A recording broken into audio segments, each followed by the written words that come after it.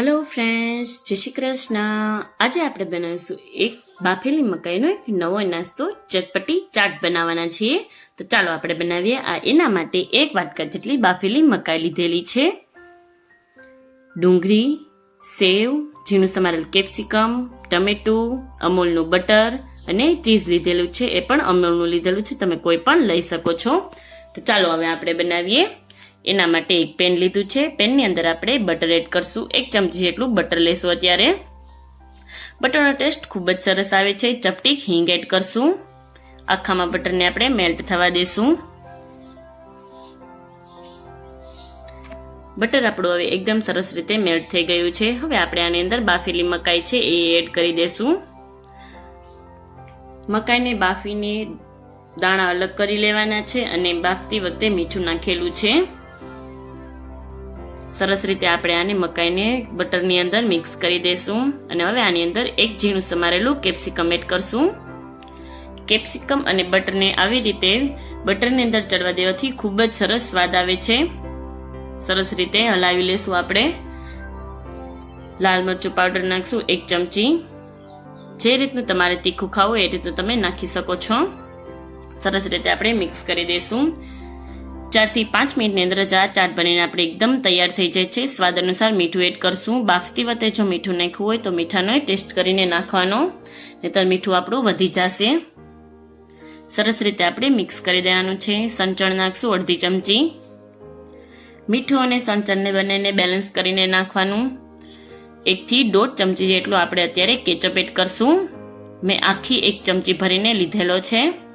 Tomato કેચઅપનો સ્વાદ ખૂબ જ સરસ આવે છે અને આ ચાટ ગરમ ગરમ ખાવાની બહુ જ મજા આવે છે। જીરુંનો પાવડર નાખશું, શેકેલ જીરાનો પાવડર।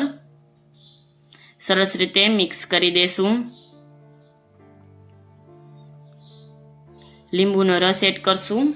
4 થી 5 ટીપા જેટલો લીંબુનો રસ લીધેલો છે। કોથમીર એડ કરશું અને આ જગ્યાએ આપણે ગેસ હવે બંધ કરી દેશું। ગેસ બંધ કરી દયા બાદ હવે આપણે આની અંદર ટમેટું એડ કરશું। ટમેટાને સુધારતા વખતે મેં આની અંદરના બિયા કાઢી લીધેલા હતા।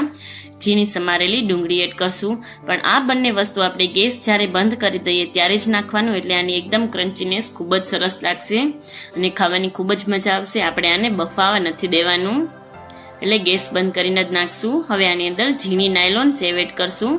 નાયલોન સેવની જગ્યાએ રેગ્યુલર સેવ પણ તમે લઈ શકો છો। અત્યારે 2 થી 3 ચમચી જેટલી સેવ હું નાખી રહી છું। સરસ રીતે સેવ નાખી દીધી છે। સરસ રીતે આપણે મિક્સ કરી દેશું। આનો ટેસ્ટ ખૂબ જ સરસ આવે છે અને જ્યારે ખાવું હોય ત્યારે જ તમે આની અંદર સેવ નાખી શકો છો, નહીતર સેવ આપણી એકદમ ઢીલી થઈ જશે, પોચી થઈ જશે। એટલે જ્યારે ખાવું હોય ત્યારે જ આની અંદર સેવ નાખવાની। હવે આપણે આને સર્વિંગ બાઉલની અંદર કાઢી લેશું। ઉપરથી સેવને સ્પ્રિંકલ કરશું। સેવ સ્પ્રિંકલ કર્યા બાદ હવે આપણે આની અંદર ચીઝ એડ કરશું। નાના બાળકોને તો ચીઝ ખૂબ જ પસંદ હોય છે, એટલે આપણે આને ચાટની અંદર ચીઝ એડ કરીએ છીએ। નાનાથી લઈને મોટા લોકોને બધાને પસંદ આવે છે આ મકાઈનો ચટપટો ચેવડો, એટલે કે ચટપટી ચાટ પણ તમે કહી શકો છો। તો તૈયાર છે આપણી મકાઈની ચટપટી ચાટ, એટલે કે મકાઈનો નવો નાસ્તો। જો તમને મારી રેસીપી પસંદ આવતી હોય તો મારી ચેનલને લાઈક કરજો, શેર કરજો, સબસ્ક્રાઇબ કરજો અને બેલ આઇકન દબાવવાનું ના ભૂલતા, કે જેથી કરીને નવા વિડીયો નોટિફિકેશન તમને મળતી રહે। Bye bye friends, thank you friends. મળીએ આપણે એક નવા વિડીયો સાથે। તમે મને કમેન્ટમાં જરૂરથી જણાવજો કે આ મકાઈની ચાટનો વિડીયો તમને કેવો લાગ્યો અને તમે મને કમેન્ટમાં કહેજો કે તમે કઈ જગ્યાએથી મારો વિડીયો જોઈ રહ્યા છો। Bye bye friends.